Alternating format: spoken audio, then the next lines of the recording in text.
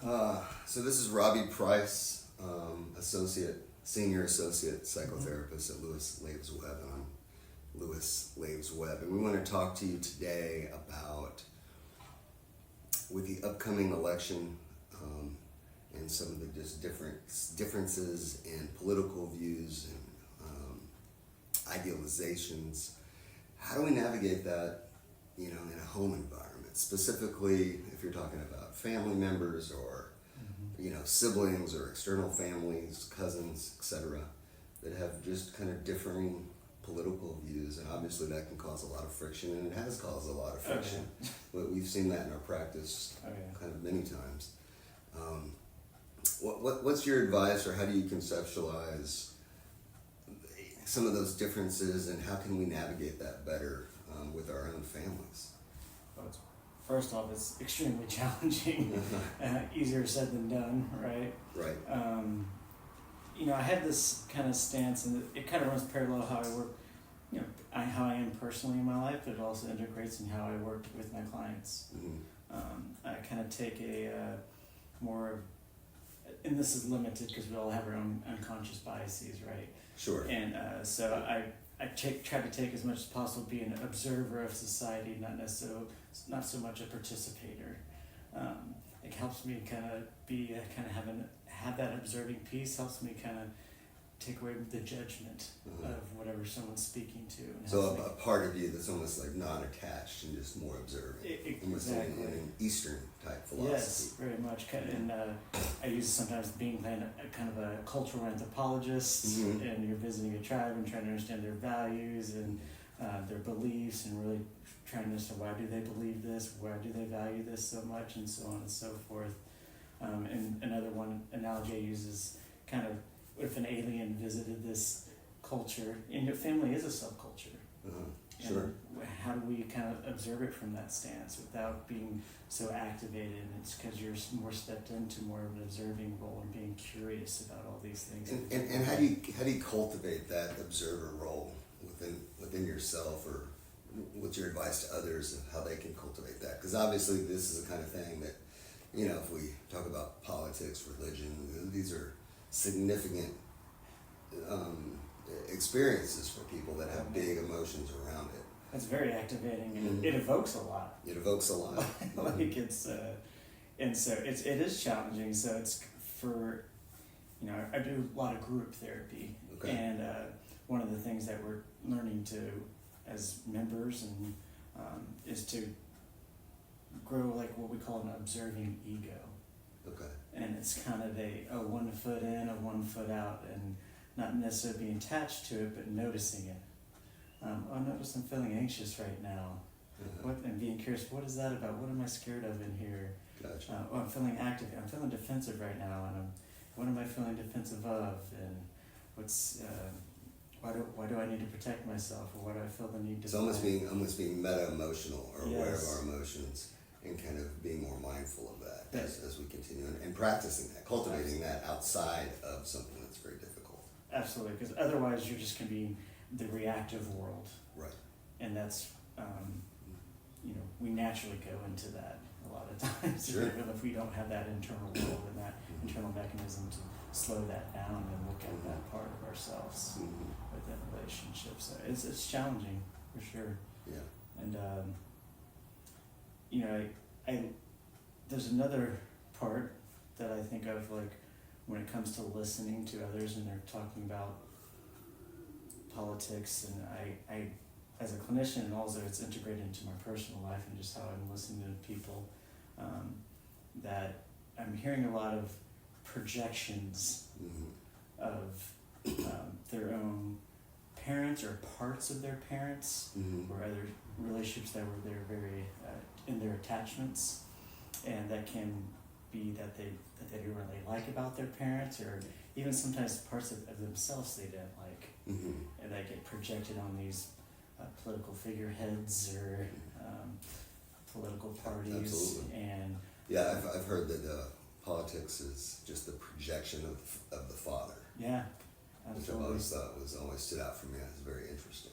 It is very interesting, and and there's times where I'm hearing the mother too. Actually, sometimes it's like archetypes that get thrown out at these different figureheads or political parties, and it's just very interesting. And there's always kind of the father archetype, and they're all like severe, you know, on the outliers, like you know, there's the curve, and there's the loud, like really outliers. Yeah, right? These are loud Extremes. archetypes. Yeah, these are really loud archetypes that people can point out. So, and I hear some like clusters of these archetypes, and I'm always curious about them. You know, I hear about the, you know, the father thing, and I'll hear sometimes about the emotionally unavailable.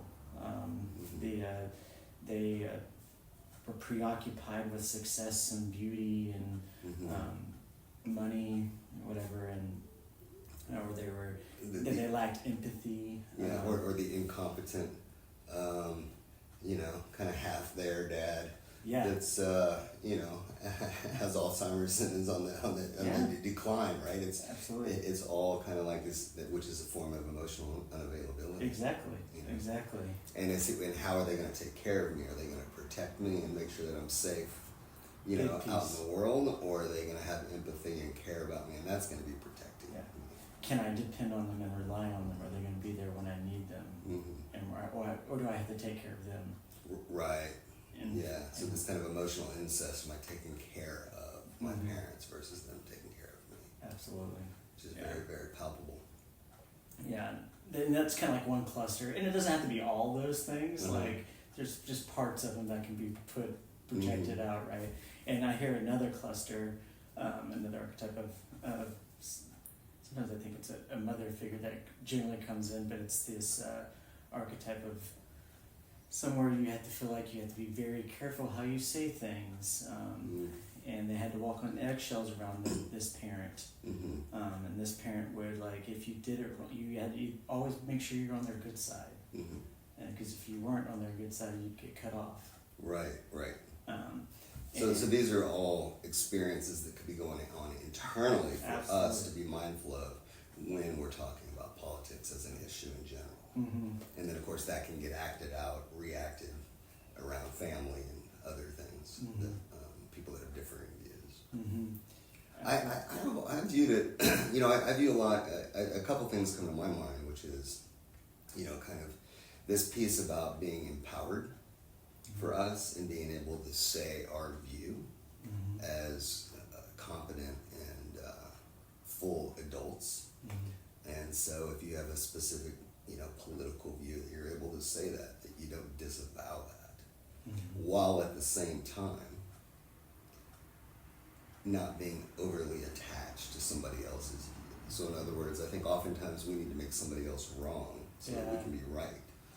And so to be able to have my view or our view without having to make somebody else wrong for theirs. And I think that takes a lot of emotional bandwidth to do, and it's not easy. And you're off to the races. And the other thing that comes to my mind is looking at underneath the politics. So, you know, I think about like the gun issue here in Texas. And so, you know, you have half people that want guns, you have half people that don't want guns.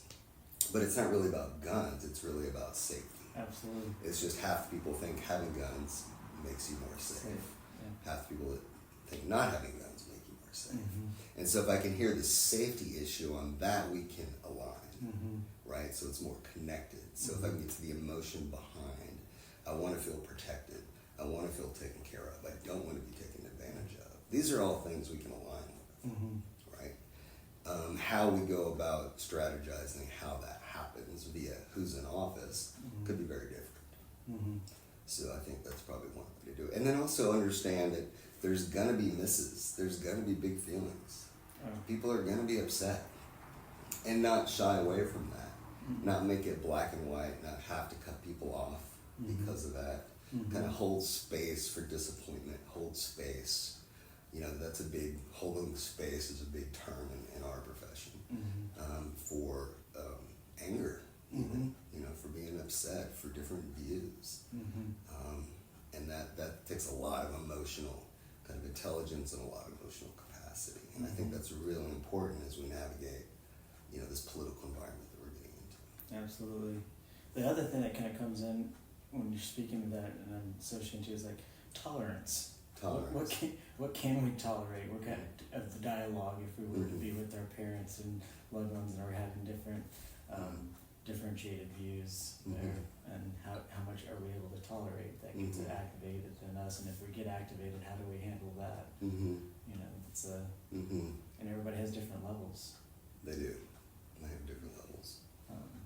And then it reminds me of a joke that I heard that I always loved, which is if you're not sure if you're Republican or Democrat, there's kind of a metric. So most Democrats, most food is forbidden, but all sex is allowed. And if you're Republican, most sex is forbidden, but all food is allowed. So if you're not sure, you know, just think about food and sex. Two other hot buttons that can align to it as well. So it's pretty good. All right, well, thank you, Robbie. I appreciate the conversation. Not an easy thing to navigate. No, it's not. All right, thank you. Yeah, thank you.